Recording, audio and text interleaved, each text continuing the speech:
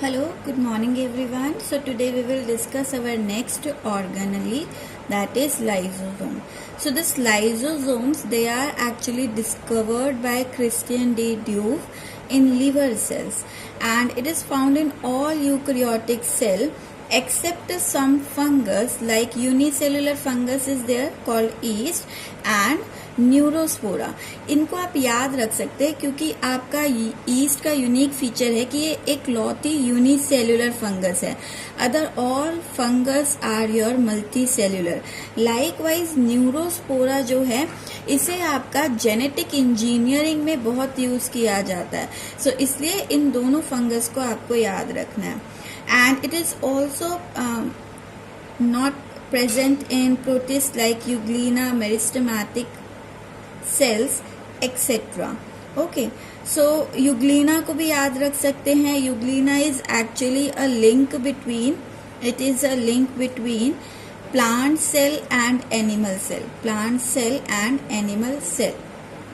Okay जैसे हम कहते हैं ना कि आपका इवोल्यूशन हुआ है. पहले एक यूनिसेल्युलर ऑर्गेनिज्म अर्थ में आया होगा, लाइफ फॉर्म बनी होगी, और उसी से आपके मल्टी सेल्युलर ऑर्गेनिज्म फॉर्म हुए हैं. तो यहाँ पर आपका जो मल्टी सेल्युलर ऑर्गेनिज्म है वो यूनिसेल्युलर से ही ओरिजिनेट हुए हैं.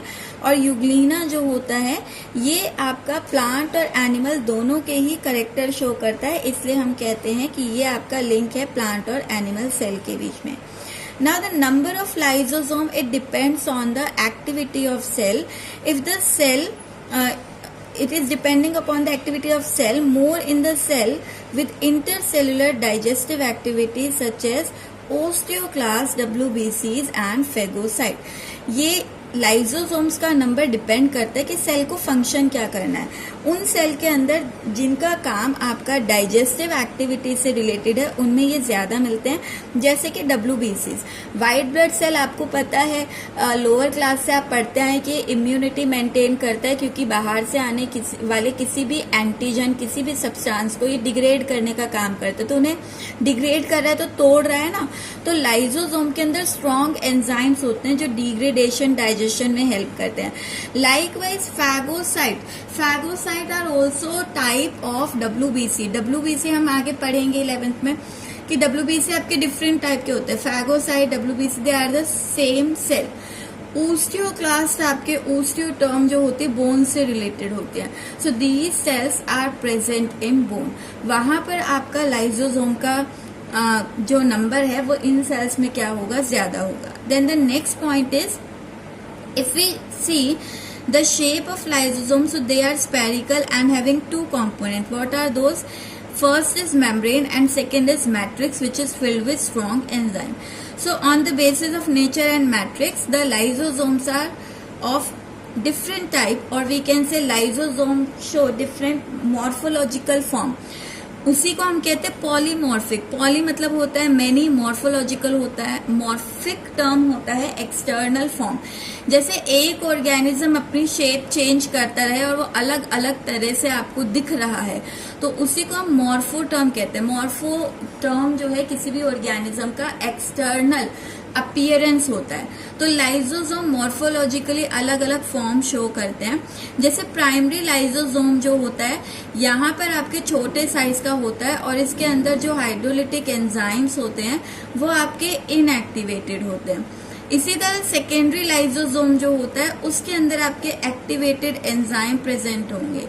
देन टर्शरी लाइजोसोम या फिर से रेसिडुअल बॉडी भी हम कहते हैं, इसके अंदर आपका टर्शरी लाइजोसोम हम उन्हें कहते हैं जहां पर एक्टिवेटेड एंजाइम ने डिग्रेडेशन कर दिया हो, तो उसके बाद उस लाइजोसोम में आपका क्या रह जाएगा, अनडाइजेस्टेड मटेरियल. तो उन लाइजोसोम्स को हम क्या कहेंगे, रेसिडुअल बॉडी या tertiary lysosome. And the last is autophagosomes or autolysosomes. So they helps in the digestion of part of the cell such as old injured cell organelle. ये आपके वो लाइजोसोम हैं जो प्लांट सेल के खुद के ही parts को, या animal cell, basically plant cell के अंदर हम लाइजोसोम टर्म यूज नहीं करते हैं, तो जब हम यूज करें तो हम एनिमल सेल की बात करें. तो एनिमल सेल के ही पार्ट्स को, जैसे कि उस सेल में जो भी इंजर्ड ऑर्गेनलीज होंगी ओल्ड ऑर्गेनलीज होंगी उन सबको डाइजेस्ट करने में हेल्प करे, क्योंकि अगर कोई सेल ऑर्गेनली इंजर्ड हो चुकी है तो वो फंक्शनल नहीं रहेगी, और सेल के अंदर वो ऑर्गेनली अगर पड़ी हुई है तो उसे मेंटेन करने के लिए सेल को एनर्जी लगानी पड़ेगी। तो इसलिए उस तरह की इंजर्ड सेल ऑर्गेनली या फिर जो ओल्ड हो जाती है, ओल्ड जो ऑर्गेनली है उसके अंदर भी मेटाबॉलिक रिएक्शन जो होते हैं स्लो डाउन हो जाते हैं और इतने ज्यादा नहीं हो रहे। तो इन दोनों ही केस में आपका जो लाइजोसोम्स है वो इन्हें डाइजेस्ट कर देते हैं ताकि आपके सेल को इन्हें मेंटेन करने में एनर्जी ना एक्सपेंड करनी पड़े। तो इन ऑर्गेनलीज को और कई बार सेल को ही डाइजेस्ट करने में आपके जो लाइजोसोम इन्वॉल्व होंगे उन्हीं को हम ऑटो लाइजोसोम कह रहे हैं, ऐसे लाइजोसोम जो खुद को ही खत्म कर दें।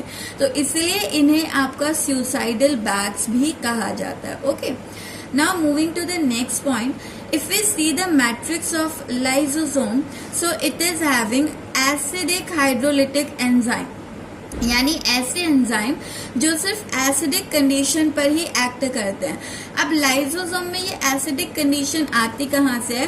तो लाइजोसोम की मेम्ब्रेन पर प्रेजेंट होता है आपका प्रोटोन पंप, और ये प्रोटोन पंप ही साइटोप्लाज्म से प्रोटोन को लाइजोसोम के अंदर मूव करवाता है, जिसकी वजह से लाइजोसोम के अंदर क्या हो जाएगी? एसिडिक कंडीशन डेवलप हो जाएगी। Now see, here I have shown the complete life cycle और different forms of lysosome।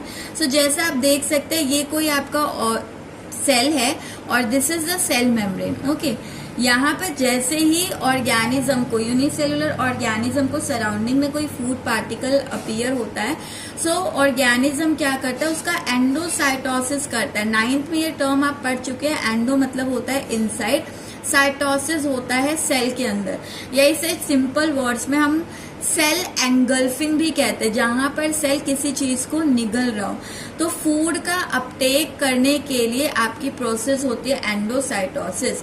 Endocytosis से फूड पार्टिकल का अपटेक किया जाएगा, and in the second picture you can see here, ये आपका फूड पार्टिकल फॉर्म हो चुका है अंदर की तरफ।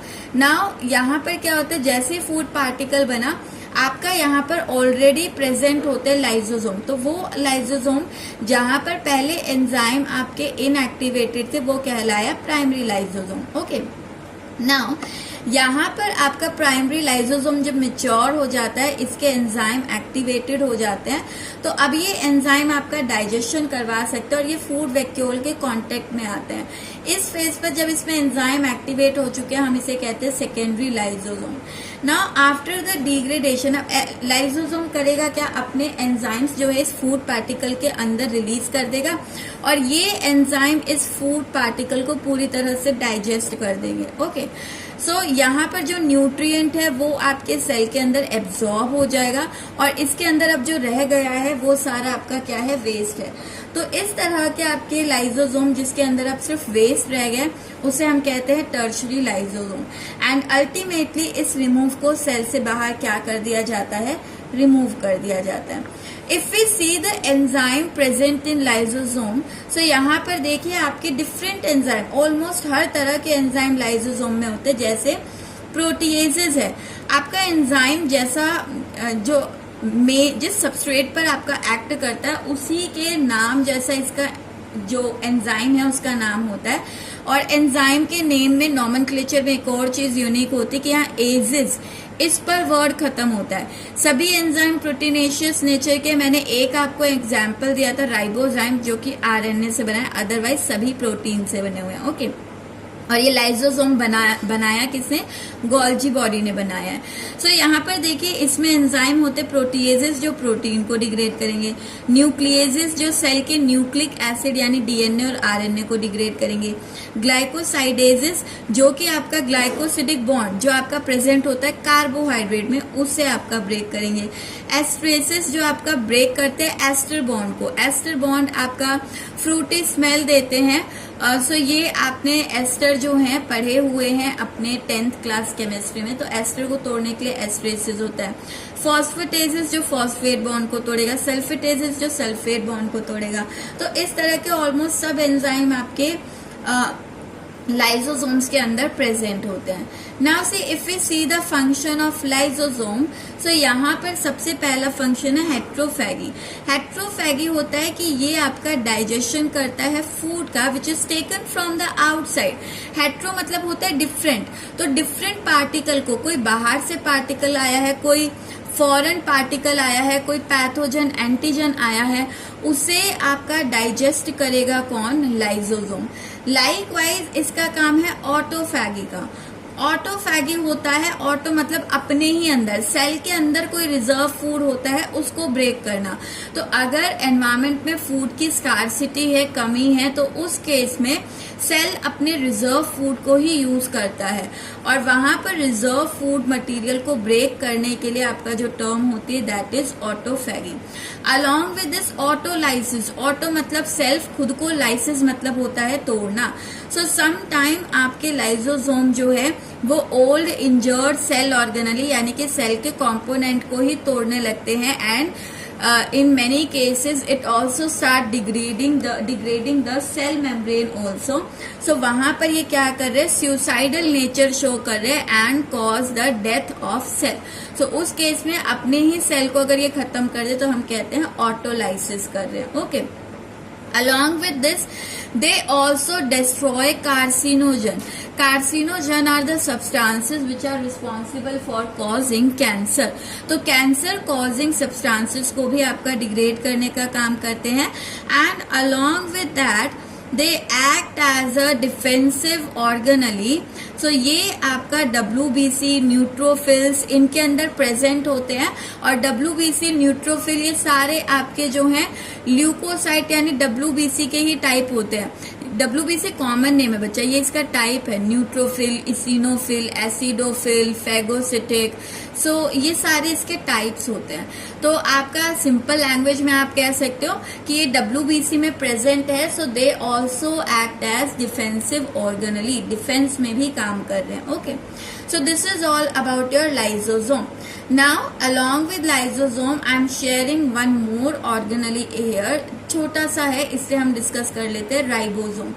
The first term is that this ribosome is given, the term is given by scientist Palade, और इसीलिए क्योंकि पैलेड ने इसे टर्म दी थी तो इसीलिए इसे पैलेड पार्टिकल भी कहा जाता है। इंपॉर्टेंट है, याद रखिएगा, पैलेड पार्टिकल आपके राइबोसोम्स को ही कहा जाता है। Then the next point is they are non membranous, इनके अराउंड कोई मेम्ब्रेन नहीं होती क्योंकि सेल के अंदर ये दो यूनिट में टूटे हुए होते हैं और जब भी प्रोटीन बनाना होगा तभी ये एक दूसरे से जुड़ते हैं। तो राइबोसोम कभी कंप्लीट ऑर्गेनली की तरह रहता ही नहीं बल्कि ये सब यूनिट में ब्रेक होता है एंड व्हेनेवर सेल को प्रोटीन रिक्वायर्ड होगा at that time these subunit join together to form the organelle. Okay, तो इसीलिए क्योंकि टूटा हुआ है तो इसके अराउंड कोई मेम्ब्रेन नहीं होती, so it is non membranes organelle and it is found in both prokaryote and eukaryote. In case of prokaryote this is 70S type and free in cytosol and in case of eukaryote it is 80S type and it may be free in cytoplasm or it remain bounded। जैसे हम बात कर सकते हैं bounded कहाँ पर है, endoplasmic reticulum पर बाउंडेड है और आपके डिफरेंट ऑर्गेनलीज जैसे प्लास्टिड और माइटोकॉन्ड्रिया के अंदर भी प्रेजेंट होते हैं। तो ये फ्री हो सकते हैं साइटोप्लाज्म में, बाउंडेड हो सकते हैं लाइक इन ER और within the organelle present हो सकते हैं like in plastid and mitochondria, but they are not present in mammalian RBC. Mammalian RBC जो मेच्योर होता है ना उसमें बच्चा हीमोग्लोबिन फिल होता है तो उसमें ऑलमोस्ट सभी सेल ऑर्गेनलीज जो होते हैं एब्सेंट होते हैं, तो मैमेलियन आरबीसी में नहीं मिलेगा और मेच्योर स्पर्म के अंदर आपको राइबोसोम्स नहीं मिलते हैं। Okay, now the next point is next point हम अभी डिस्कस कर चुके हैं। मैंने आपसे बताया कि ये आपके माइटोकॉन्ड्रिया में भी प्रेजेंट हो सकते हैं जहां इसे हम माइटोराइबोसोम कहते हैं और प्लास्टिड में भी प्रेजेंट हो सकते हैं जहां पर हम इन्हें प्लास्टोराइबोसोम कहते हैं। ओके, एंड दीज राइबोसोम ये भी हम बात कर चुके हैं, दो सब यूनिट से बने हुए होते हैं, लार्ज और स्मॉल। लार्ज आपकी जो होती है it is attach to the membrane such with the help of protein ribophorins. So यहाँ पर ये आपके लार्ज सब यूनिट जो है वो मेम्ब्रेन से अटैच्ड होते हैं और स्मॉल सब यूनिट जो है ये आपकी साइटोप्लाज्म में फ्री होती है। अब देखिए आपका यहाँ पर मैंने कहा प्रोकैरियोट में आपका 70S टाइप होता है, तो S जो यहाँ पर है पहले इसे कहा जाता था ये स्वेटबर्ज यूनिट है। स्वेटबर्ज आपके साइंटिस्ट थे जिन्होंने इन्हें ऑब्जर्व किया था और उन्हीं के नाम पर ये स्वेटबर्ज यूनिट पड़ी। बट उसके बाद देखा गया ये स्वेटबर्ज कोफिशिएंट ना होकर इसे नाम दे दिया गया सेडिमेंटेशन कोफिशिएंट। यानी कि जो 70S है इसकी जो 2 सब यूनिट है उनका वेट कितना है, तो उसके बेसिस पर सेडिमेंट जो होते हैं वो दोनों यूनिट, तो कौन सी आपकी हैवी लार्ज यूनिट है सब यूनिट है उसके बेसिस पर इसे क्या कह दिया गया, सेडिमेंटेशन कोफिशिएंट। ओके, डेंसिटी के बेसिस पर। अब जैसे हम 70S को अगर देखें तो 70S जो राइबोसोम होते हैं उनकी 2 सब यूनिट जो है, लार्ज सब यूनिट 50S से बनी हुई होती है और स्मॉल सब यूनिट 30S से बनी हुई होती है। इनको जोड़कर ऐसा मत करना कि जोड़कर 70 आना चाहिए, ये यूनिट है, ठीक है, एक दूसरे के साथ मर्ज होती है तो कनेक्ट होती है, तो ओवरऑल इसका वेट 70S जाता है, बट इंडिविजुअल ये 50 और 30 होती है, ठीक है, वेट डेंसिटी के बेसिस पर। Likewise in eukaryote it is 80S type और इसकी लार्ज सब यूनिट आपकी बनी हुई होती है 60S की एंड स्मॉल सब unit is of 40S and composition wise it is made up of RNA and protein. एक और पॉइंट आप ऐड कर सकते हो, यूकैरियोट में, सभी यूकैरियोट में आपके 80S टाइप ऑफ राइबोसोम होता है, लेकिन यूकैरियोट यानी हमारे सेल के अंदर जो माइटोकॉन्ड्रिया होता है, मैमेलियन माइटोकॉन्ड्रिया, अब मैमल्स जो है वो है तो यूकैरियोट, बट मैमेलियन माइटोकॉन्ड्रिया के अंदर आपको 80S ना मिलकर एग्जैक्ट यहाँ पर 50S टाइप ऑफ राइबोसोम मिलता है। कई बुक्स में आपका 50S भी लिखा होता है, तो ये ध्यान रखिएगा हमारे माइटोकॉन्ड्रिया में जो राइबोसोम है वो 80S नहीं है, बाकी साइटोप्लाज्म में ER पर जो अटैच्ड है हमारे सेल में वो 80S टाइप है, बट माइटोकॉन्ड्रिया के अंदर जो है वो आपके 55S हैं। Okay, so this is all for today. Now in the next part of video we will discuss the next organelle, that is mitochondria and microbodies.